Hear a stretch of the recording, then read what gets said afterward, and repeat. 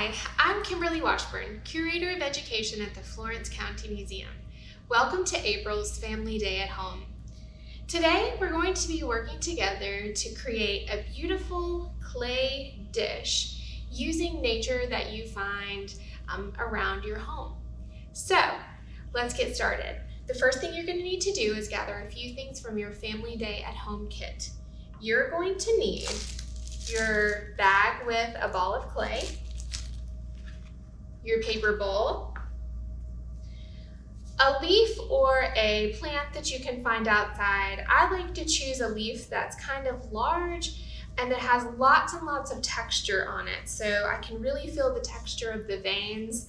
And it's always nice to find a leaf with an interesting shape. So this is a fig leaf that works well for what we're doing today. In your kit, you'll also find a couple of toothpicks. You're going to need those. And you're also going to need to get something to roll out your clay with. So there are lots of options for rolling out your clay. You can really kind of just pat your clay out with your hands if you don't have something like a rolling pin. So I'm going to be using a rolling pin today. If you don't have a rolling pin or something like that that you can use, you could also use the side of a round cup, for example. Just lay it down on its side and roll it to roll out your clay. You could even use something like an ink pen. Anything that's round that could be used to kind of press down and roll smooth will be perfect for rolling out your clay. So let's get started. I'm going to go ahead and get my clay out of my bag. And I want to start out just by kind of getting a feel for my clay, just kind of moving it around in my hands a little bit. Clay is a lot harder than Play-Doh, for example. So you want to kind of just get a good feel for it. And I'm going to go ahead and kind of flatten it out a little bit. I'm going to do some of the work for the rolling pin so that I don't have to roll quite so much. I'm going to go ahead and kind of create a clay pancake just by flattening it out in my hands. I can also, if I don't remember, if you don't have a rolling pin or if I didn't have one available, I could just sort of use the palm of my hand and press outward over and over until I flattened it out enough. But I do have a rolling pin, so I am going to go ahead and roll out my clay. I'm just kind of rolling it in all directions. I really just want to make sure of two things. I want to make sure that the clay doesn't get too thin, because if it's too thin, it will break easily when it dries. And so first of all, let me check how thick my clay is. It's about 1/4 of an inch thick. You can see it's not floppy when I just hold it in one hand. It's keeping its flat shape pretty well. And so that's the first thing. You want to make sure your clay is not too thin. And you also want to make sure that your leaf will fit. So this is still a little bit too small for the leaf that I have. So I'm going to roll it a little more, see if I can get a little more space out of it. Let's test it again. That looks good. My whole leaf will fit on there. Now, we're going to press our clay leaf into the clay. Now I can set it down on the clay and just kind of pat it down with my fingers. But it is going to work a little bit better if I'm going to smooth this back out and reposition it. It's going to work a little bit better if we roll it down with something smooth and flat. So you could maybe press this down, again, if you don't have a rolling pin, you could use the back of a spoon maybe, something that's smooth and flat. Again, something like an ink pen that you could just roll along the surface would work great. But again, I have my rolling pin, so I'm just gonna roll that gently. I'm not trying to flatten the clay anymore. I'm not trying to put a lot of pressure on the clay. I'm just trying to press my leaf all the way in to my clay. So I just wanna make sure it's pressed down. And you'll notice that I put the texture side down. So when I'm looking at this, I'm looking at the front smooth part of the leaf, and the textured or bumpy side of the leaf is against the clay. That's very important for it to pick up the texture. Now I'm going to grab one of my toothpicks and I'm just going to trace around the outside of my leaf to cut away all this excess clay. So I'm just going to use my toothpick, kind of pressing down, just running it along the edge.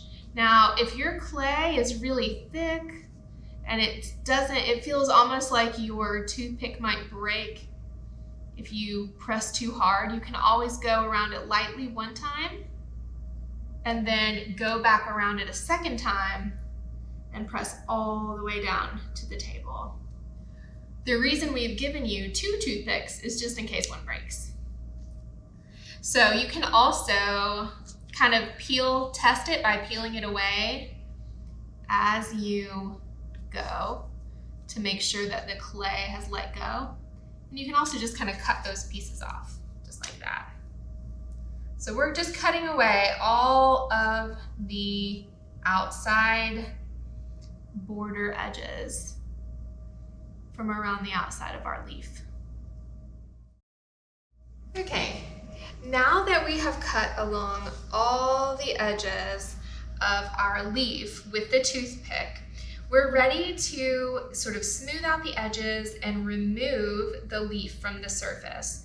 So the first thing I like to do is just take my finger around the edge of my clay leaf and just kind of pat it down a little bit.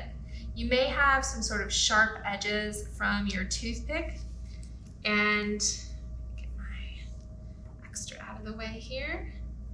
Those sharp edges are going to get even sharper when this is dry. So once the clay dries and it's nice and hard, those edges will feel much sharper than they do on moist clay. So you do really want to kind of soften those edges, pat them down.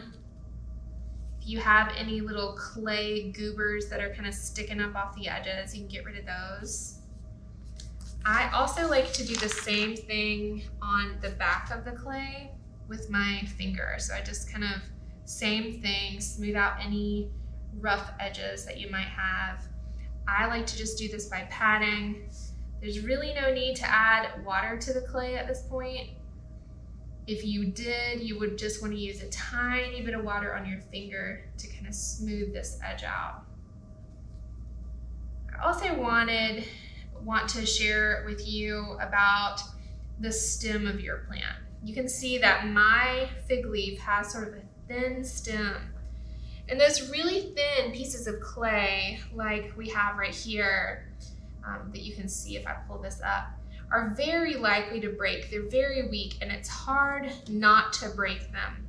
So I actually just like to cut those off completely so that that's not even a part of my sculpture, because I don't want it to be broken. So here's what I'm gonna do. I'm gonna go ahead and lift my leaf gently off of my clay. And I should be able to see all the beautiful veiny texture of that leaf. You can see right here. And now that the stem is out of the way, I'm just gonna bring my toothpick in and just trim that stem off. And maybe just give it a gentle pat to smooth out any rough edges. Now, our clay dish is basically completed. If you want your clay dish to be flat, then you can leave it flat on the table to dry. This is air dry clay. It normally takes about a week to fully dry. I would let it dry flat on the table, and then maybe after a few days flip it over so the underside is able to dry very well. But you might want your clay dish to have a nice graceful curve, kind of like this dish does. And so in order to create that curve, you can use your paper bowl and just take your leaf and gently kind of, don't press on the texture of it, but just kind of gently move it into the shape that you want it to be in. Pressing it gently. You don't want to erase any of that beautiful texture of the leaf, but you do want to kind of press it gently into that curved shape so that it will hold that shape. Give it a few days to dry inside of the bowl, and then remove it from the bowl and flip it over to dry on the back. And you have a beautiful little clay dish that will remind you of all of the beautiful leaves that are coming out this spring.